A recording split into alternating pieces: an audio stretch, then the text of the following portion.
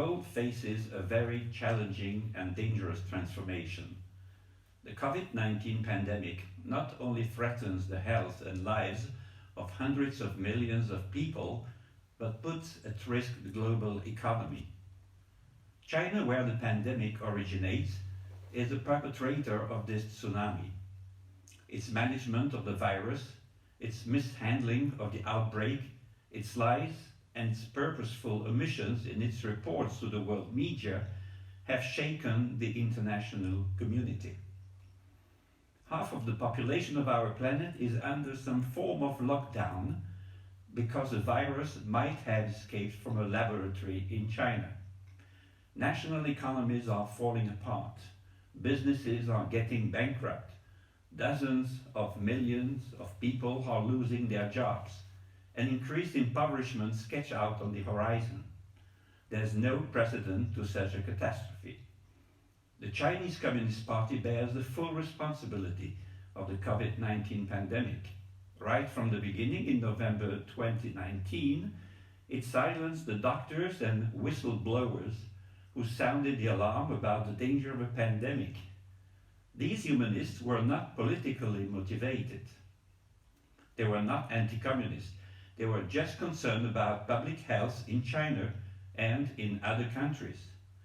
The CCP quickly gagged them and put them in prison.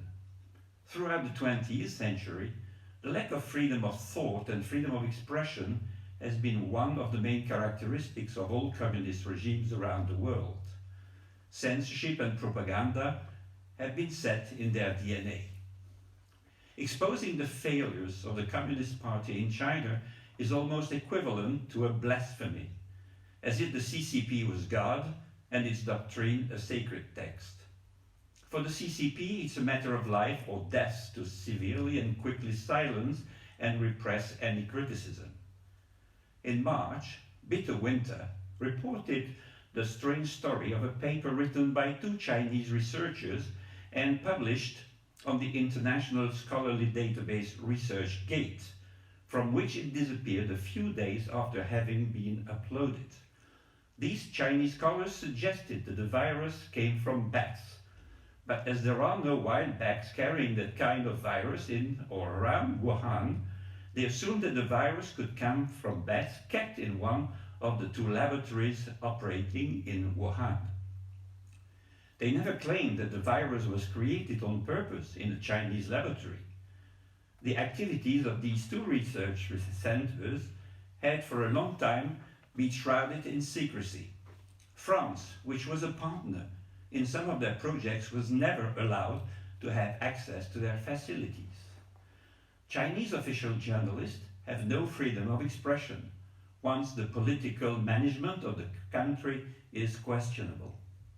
It is usually ordinary citizens, whistleblowers, who break the straitjacket of political taboos at the risk of their freedom or of their life, because Chinese society is saturated by the propaganda of the Chinese Communist Party. In the COVID-19 case, the first victim was Dr. Li Wenliang, an ophthalmologist at Wuhan Central Hospital, although no one understood the nature of the illness at the time. He was the first to blow the whistle on the possibility of a coronavirus pandemic. Dr. Li spoke about the ongoing epidemic for the first time on the 30th of December with former faculty of medicine students, sending out warnings to a WeChat chatting group. His messages were shared very widely on the microblogging website Weibo, but the communist watchdog also saw it. 2 days later, 1st of January, Dr. Li and 7 doctors were questioned for spreading false information about Wuhan's pneumonia, how it was called at that time.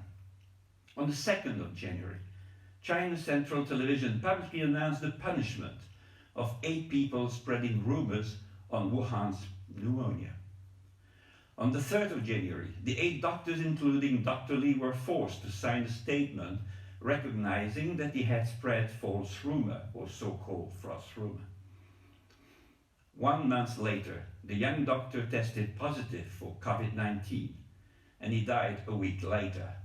Online posts which announced his death were viewed by more than 1.5 billion people on Weibo.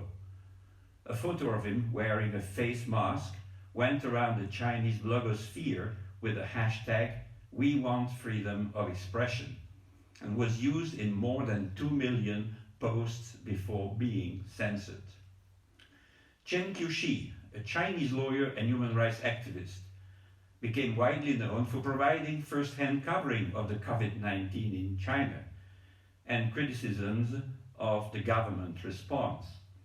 His videos were viewed by hundreds of thousands of people despite being quickly censored on Weibo and WeChat.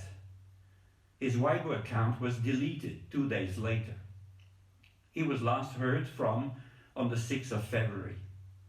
As of May, his whereabouts remain unknown.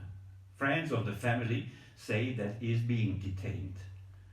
Fang Bin, an ordinary textile businessman living in Wuhan, never regarded himself as a journalist, but he felt obliged to share the real situation in the city with his fellow citizens behind the images supplied by the Chinese Communist Party's propaganda machine.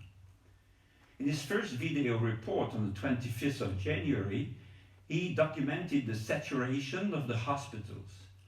It showed bodies of coronavirus victims inside buses that had been turned into improvised heresies. The police confiscated his laptop and interrogated him at length. Later on, he reported in the live video from his home that it was surrounded by plainclothes policemen. Since the 9th of January, nothing more has been heard from Fang Bin. According to Reporters Without Borders, more than 450 internet users have been detained since January for sharing information about the coronavirus that the authorities regard as so-called false rumors.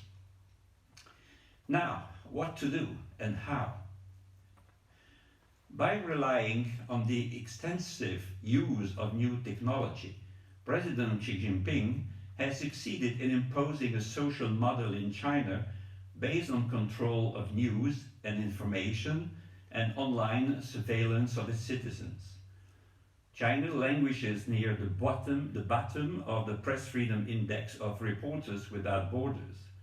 It is ranked 177 out of 180 countries and is just followed by Eritrea, Turkmenistan and North Korea. Freedom of investigative journalism and freedom of expression in China can only be conquered by Chinese citizens. It will be a long battle against the rule of the Communist Party, and the toll will be high. Freedom of expression activists and whistleblowers have already paid a high price, losing their freedom for years and sometimes their lives. Such courageous people, activists or ordinary citizens, deserve the full support of the international human rights community for the upcoming years and maybe decade. After the pandemic, the world cannot go back to business with China as usual. Beijing will have to be held to account. Under international law, China and/or the Chinese Communist Party can and should be sued for the enormous damages they cause to the world. Several avenues can be envisaged. The last SARS pandemic, which by the way also originated in China, led to the new international health regulations of the World Health Organization, adopted in 2005 and legally binding on all WHO member states, including China.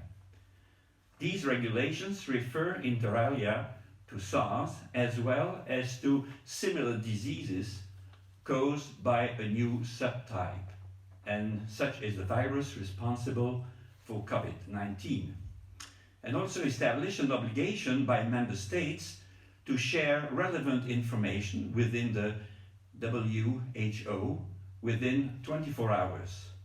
The International Court of Justice provides another legal recourse to hold to account not only the People's Republic of China as a state, but also entities such as the CCP, or persons such as President Xi Jinping and others, for contributing to Beijing's breach of its obligations to share immediately information with the rest of the world through the WHO.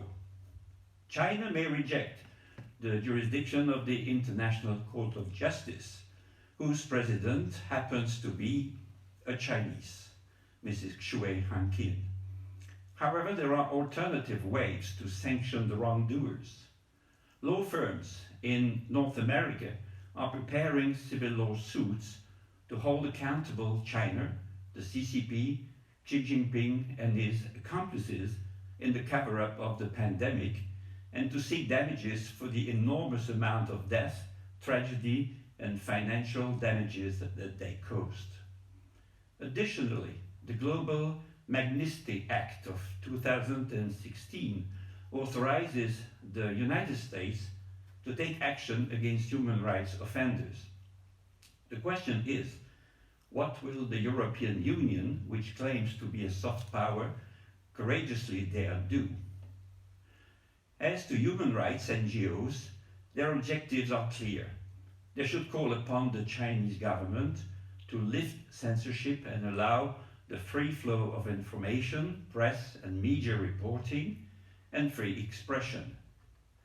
To respect the right of the Chinese population and the international community to know about the spread of the COVID-19 outbreak and its response, and to restrict police power to end the harassment, intimidation, and arbitrary detention of netizens. They should also press the international community, including the World Health Organization and other UN human rights agencies, to urge the Chinese government to end censorship, criminalization of freedom of expression and information sharing, as well as arbitrary detention of netizens. Last but not least, they should support human rights activists and ordinary citizens in China in their quest to sort fact from propaganda and to safely exercise their right to share their findings. Thank you for your attention.